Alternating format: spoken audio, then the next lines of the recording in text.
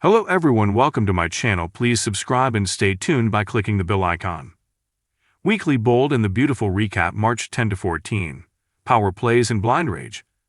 The Bold and the Beautiful Recaps for March 10 to 14 covers a week of fireworks and confrontations in Los Angeles. Bill kicked out Luna, Poppy got what she deserves, the Forresters rose back to power, and so much more. Monday, March 10, 2025. At Bill's place, Steffi, Jacqueline Matins Wood, confronted Luna, Lisa Yamada, calling her a monster and questioning Bill's, Don Diamond, decision to bring her out of jail. Luna expressed deep regret for her actions, especially towards Steffi, as she was Finn's wife. Steffi harshly reminded Luna that she was never going to have a relationship with Finn, even if they shared blood. Luna tried to explain that she was a part of Finn, Tanner Novlin, and that Hades was her brother now, but Steffi was furious. Bill emerged and Steffi exploded, furious that he would protect Luna, a person who had tried to kill her. The tension between them was palpable as Steffi vowed to ensure Luna would be sent back to prison. Meanwhile, Finn was at work, reflecting on how past actions affected present circumstances. Sheila, Kimberlyn Brown, appeared at his office, sensing that something was bothering him. Despite his insistence that he was fine, Sheila pushed for him to talk, even if it was about Steffi. She expressed her regret over not being part of Finn's life, lamenting that she had lost the chance to be his mother. Back at Forrester Creations, Hope, Annika Noel, and Carter, Lawrence St. Victor, disagreed over Daphne Rose, Muriel Hilaire, with Hope insisting she needed to be sent back to Paris after betraying their trust. Daphne Rose, however, defended Carter's principles and argued that Hope had used him. Tensions rose as Hope accused Daphne of trying to steal Carter from her. In the end, Carter sided with Daphne, believing that keeping her in Los Angeles was best for the company. Hope stormed off and Daphne, seemingly unbothered, remarked on the drama within the family.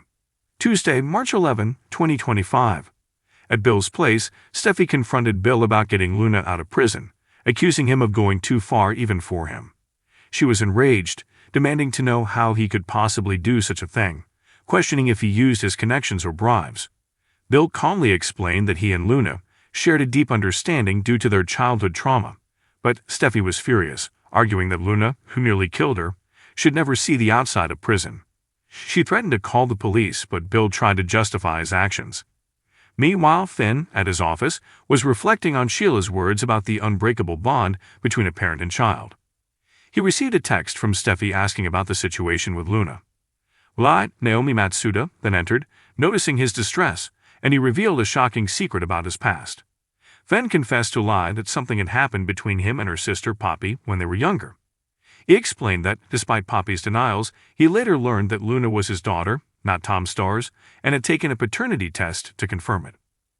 Lai was horrified, but Finn was devastated by Poppy's betrayal. Just then, Finn received news that Luna was staying at Bill's house under house arrest, and Steffi was there confronting her. Lai, still in shock, sent a text to Poppy, demanding to see her urgently. Meanwhile, at Il Giardino, Poppy was startled by Lai's text, but felt a small relief that she now had a sister again, despite everything that had happened. Back at Bill's, Steffi was resolute in sending Luna back to prison.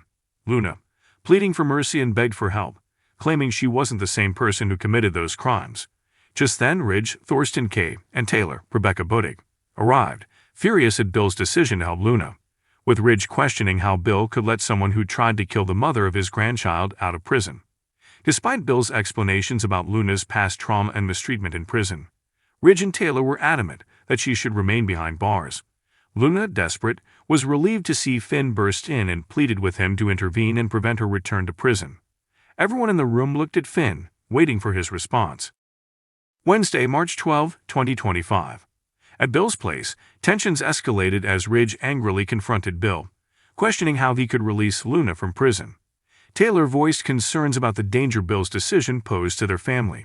Luna, desperate to avoid returning to prison, begged Finn for help, claiming she would die if forced back.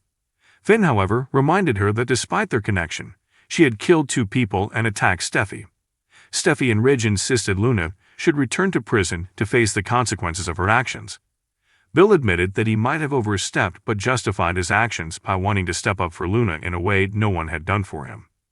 Meanwhile, at Il Giardino, Deacon and Sheila discussed the complexities of Poppy's relationship with Luna. They speculated about Poppy's estrangement from Lai, and wondered if Luna's actions had impacted their dynamic.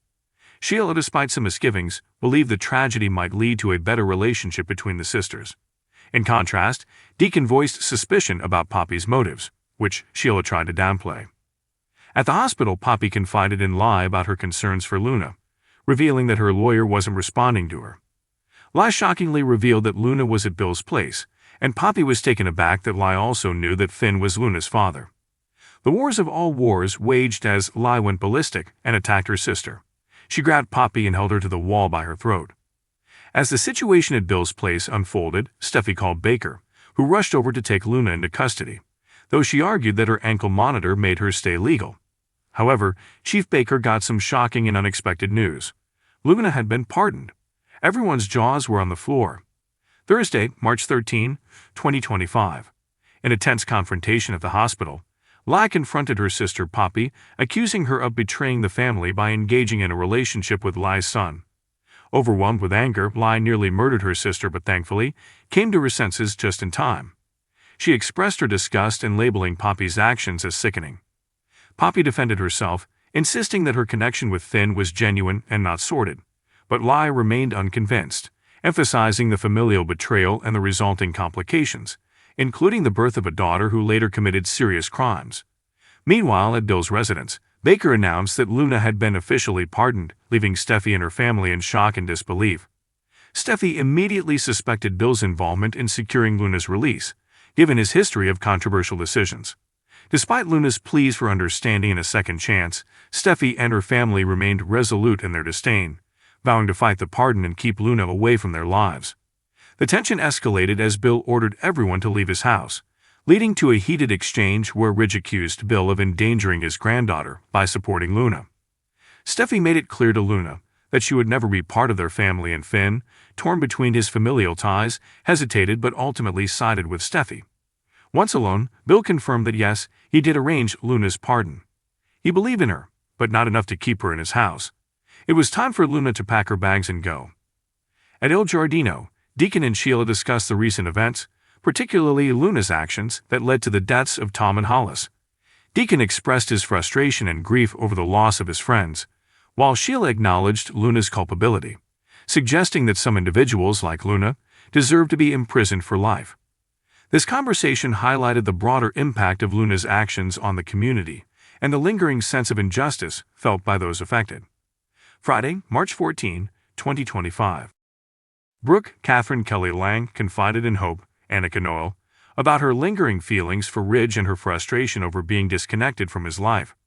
Their conversation shifted to Carter and Daphne Rose, with Brooke shocked to learn about their kiss.